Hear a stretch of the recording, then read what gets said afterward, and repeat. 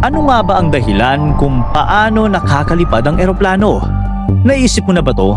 Nasa eroplano ka, nakaupo sa tabi ng bintana, habang daan-daan kayong nakaangkas sa isang higanting bakal na kasing bigat ng mahigit 300,000 kilos. Parang gumagalaw na building na. Ramdam mo ang puwersa habang umaarangkada ito sa runway. Tapos, bigla na lang umaangat. Walang pakpak na umiindayog, walang propeller na umiikot sa harap. Pero heto kayo, lumilipad sa taas ng ulap. Paano nangyayari yun? Ano ang totoong sikreto ng mga piloto at ng eroplano para malampasan ang gravity, manatiling ligtas sa ere at makapunta sa malalayong lugar? Ang saya naman talagang sumakay sa eroplano. Maaari kang umabot sa pinakamataas na taas na kaya ng mga commercial flight, mga 43,000 feet o higit pa. Ang taas nito, katumbas ng 13 kilometro mula sa lupa. Kahit na hindi mo napapansin, mabilis na lumilipad ang eroplano at kaya nitong maglakbay ng malayo ng ligtas at komportable. Salamat sa imbensyon ng Wright Brothers, sina Wilbur at Orville noong 1903. Nagawa nilang paliparin ang unang matagumpay na eroplano, ang kanilang Wright Flyer. Gumamit sila ng simpleng makina at propeller kasama ng kakaibang control system na tinawag nilang wing warping para makontrol ang lipad. Taong 1910 naman nang umusbong na ang mga moderno at praktikal na eroplano.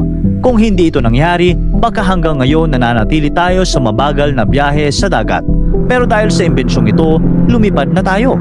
Naiisip mo na ba, libu-libong kilo ang timbang ng isang eroplano? Pero pag angat nito, parang napakadali lang. Ang secret, nasa hugis ng pakpak, ang tinatawag na airfoil.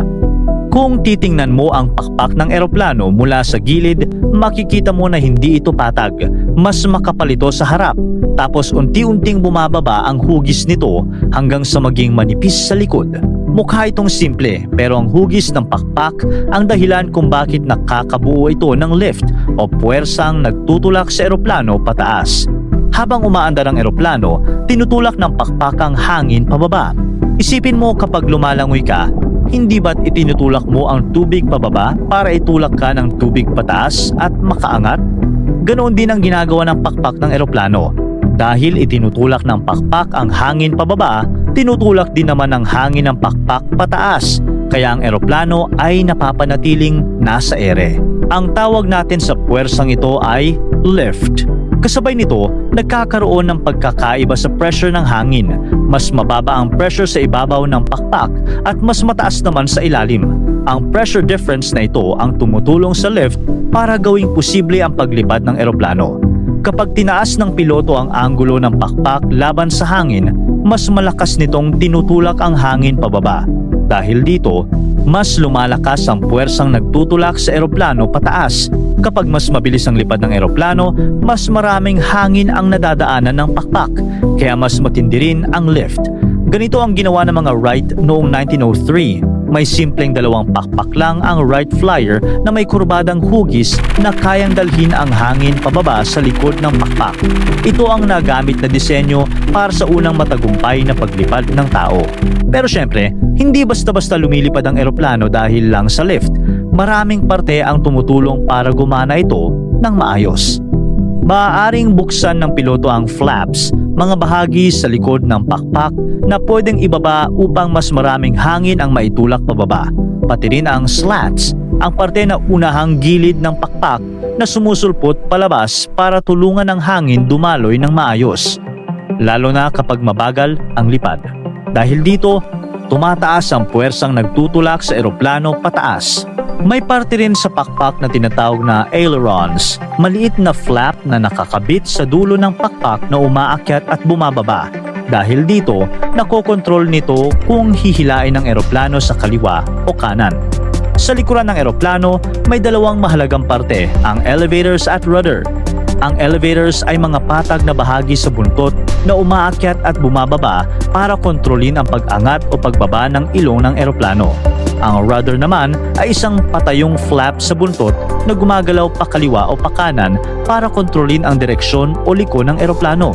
Pero ang mas malaking tanong, paano nga ba nagsisimula ang paglipad ng eroplano? Paano ito nakakaalis sa lupa at nakakapag-take off? Isipin mo ang eroplano habang tumatakbo sa runway. Parang pabilis ng pabilis, ramdam mo na halos kumawala na ito sa lupa. Nakakahilo at nakakakaba ang pakiramdam dahil sa bilis at biglaang paggalaw. Pero hindi basta-basta tumatalon pataas ang eroplano. Kailangan muna nitong makabuo ng puwersa na mas malakas kaysa sa bigat na humihila pababa dahil sa gravity. Kapag naabot na nito ang lakas ng lift, saka lang ito tuluyang aangat mula sa lupa. Kaya ang unang ginagawa ng piloto ay pinapabilis ang eroplano gamit ang turbofan engines. Sa harap ng makinang ito ay may malaking fan na humihigop ng hangin at itinutulak pabalik sa likuran ng eroplano. Habang sa likod naman ay lumalabas ang mainit na hangin mula sa nasunog na fuel sa tambutsyo ng makina. Dahil sa puwersang ito, naitutulak ang eroplano pasulong. Habang tumataas ang bilis, ina-activate ng piloto ang flaps at slats para palakihin at baguhin ang hugis ng pakpak na tumutulong makabuo ng sapat na lift. Paghanda na ang eroplano, inaangat ng piloto ang elevators sa buntot, kaya bahagyang tumataas ang ilong nito. Pinapataas nito ang angle of attack o ang anggulo ng pakpak kumpara sa direksyon ng hangin. Kadalasan mga 15 degrees sa takeoff na nagdudulot ng biglaang pagtaas ng lift. Dito, dahan-dahang humihiwalay ang eroplano mula sa runway. Habang lumilipad ang eroplano, nakaimbak ang gasolina sa mga pakpak nito. Nilalagay ito doon para pantayin ang bigat sa magkabilang gilid ng pakpak. Kaya mas matatag at hindi madaling matumba ang eroplano habang umaangat at lumilipad. Pero paano naman kung maubos ang gasolina sa pakpak? May mga sistema ang eroplano na kumukontrol sa paglipat ng gasolina mula sa isang tangke papunta sa iba pang tangke sa loob ng pakpak para pantayin ang bigat at balanse ng eroplano habang lumilipad. Ginagamit nito ang mga fuel valves at pumps para siguraduhing pantay ang distribusyon ng gasolina, kaya kalkulado at ligtas ang paglipad ng eroplano. Pagkaangat ng eroplano mula sa runway, parang hinihila pa rin ito ng lupa pababa. At ang hangin sa harapan ay mistulang pader na pilit humahadlang sa daan. Pero habang bumibilis ang takbo sa himpapawid, maririnig mo ang tuloy-tuloy na ugong ng makina, sign na mas malakas ang thrust kaysa sa drag na pumipigil sa eroplano. Dahil sa bilis na yon, mas maraming hangin ang dumadaloy sa ibabaw at ilalim ng pakpak. Mas malakas ang lift, kaya unti-unti mong mararamdaman na umaakyat ang eroplano. Parang dahan-dahang hinihila pataas ng hangin mismo. Mapapansin mo pa minsan na parang bumibigat ang katawan mo sa upuan. Yan ang epekto ng pag-angat ng eroplano. Habang patuloy ang climb phase, inaayos ng piloto ang power at ang angle ng pakpak para makaakyat ng ligtas at maayos nang hindi sobrang tulin o sobrang taas. Kapag naabot na ang tamang altitude, biglang magiging mas steady ang takbo ng eroplano. Tatahimik bahagya ang makina, hihina ang pag-angat at mararamdaman mong parang dumudulas na lang ang eroplano sa hangin. Sa puntong iyon, balance na ang puwersa ng thrust at drag at ang lift ay sapat para saluhin ang bigat ng eroplano, kaya hindi ito bumabagsak. Paano nga ba talaga lumiliko ang eroplano? Isipin mo kapag nagbibisikleta ka. Pansin mo ba na para makaliko ka ng maayos, kailangan mong bahagyang ilin ang katawan mo papunta sa direksyon paliko? Hindi ka biglang lumiliko, unti-unti kang umiikot, mas smooth ang galaw, kaya hindi ka tumitilapon. Ganoon din ang eroplano. Kung rudder lang ang gagamitin ng eroplano, basta na lang hihilahin ang ilong nito papunta sa isang side.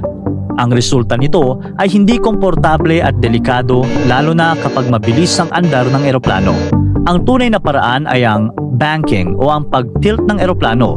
Sa pakpak ng eroplano, kapag ibinaba ang aileron sa isang side at itinaas naman sa kabila, nagbabago ang lift. Tumataas ang lift sa isang side at bumababa naman sa kabilang side. Dahil dito, nagtitilt ang eroplano papunta sa direksyon ng liko. Kapag nakatilt na ang eroplano, nagbabago ang direksyon ng puwersa ng lift. May vertical na bahagi ito na tumutulong laban sa gravity at may horizontal na bahagi naman na nakaturo papasok sa liko. Itong horizontal na bahagi ng lift ang nagtutulak sa eroplano para umikot ng maayos. Kapag mas malaki ang bank angle at mas mabilis ang lipad, mas maliit ang radius ng liko. Kung naaalala nyo yung mga fighter jets na sobrang bilis, kaya nilang gumawa ng maliit na liko dahil sa malaking tilt ng pakpak at bilis nila. Habang ang mga commercial planes ay kadalasan maluwag at steady ang liko para mas komportable ang mga pasahero. Pero may problema ang banking. Kapag iniangat ang isang aileron at ibinaba ang isa, gumagawa ito ng adverse yaw. Umiikot ang ilong ng eroplano sa kabaligtaran ng gusto mong direksyon dahil sa drag. Kaya habang nagbabank, ginagamit din ng piloto ang rudder para itama ang direksyon at panatilihing smooth ang liko. Isa pang kailangang gawin ng piloto kapag nagbabank ang eroplano ay mag-apply ng back pressure sa elevators. Bumababa kasi ang vertical component ng lift sa pag-iikot, kaya kailangan itaas ang angle of attack para madagdagan ang kabuuang lift. Kung hindi gagawin ito, bababa ang eroplano habang lumiliko. Ngayon, paano naman bababa ang eroplano? Baka hindi mo napapansin, pero kapag nagsimulang bumaba ang eroplano, nagbabago ang lahat. Tahimik na at nababawasan ang tulak ng mga makina. Hindi na kasing lakas tulad ng pag-take off. Kasabay nito, bahagyang ibinababa ng piloto ang ilong ng eroplano para magsimulang mag-glide pababa. Kontrolado at hindi basta-basta bumabagsak. Pero habang bumabagal ang eroplano, may problema. Kapag sobrang bagal ng eroplano, nawawala ang lift at maaaring mawala ng kontrol ang eroplano. Dito muling papasok ang flaps at slats para madagdagan ang surface area ng pakpak. Kaya kahit mababa na ang bilis, kaya pa rin itong gumawa ng lift. Minsan ramdam mo yung bahagyang paghang sa hangin dahil gumagana pa rin ang pakpak kahit papalapit na ito sa lupa. Pero hindi lang sapat na bumagal ang eroplano. Kailangan din pigilan ang pag-slide nito sa runway. Paglapit sa lupa, may mga maliit na panels sa pakpak na biglang bumubukas. Ito ang spoilers. Parang mga kamay sila na humaharang sa hangin. Ginugulo nila ang daloy ng hangin sa ibabaw ng pakpak para bumaba agad ang lift at tumaas ang drag. Kaya kapag lumapag, mararamdaman mo na parang dumidikit ang eroplano sa runway. At pag-apak sa runway, may isa pang matinding trick na tinatawag na reverse thrust. Bubukas ang likod ng mga makina at imbes na itulak ang hangin palabas mula sa likod, ibinabalik nila ito papasulong. Ginagamit ito para tulungan ang eroplano na mabilis na bumagal at mas maging ligtas sa runway.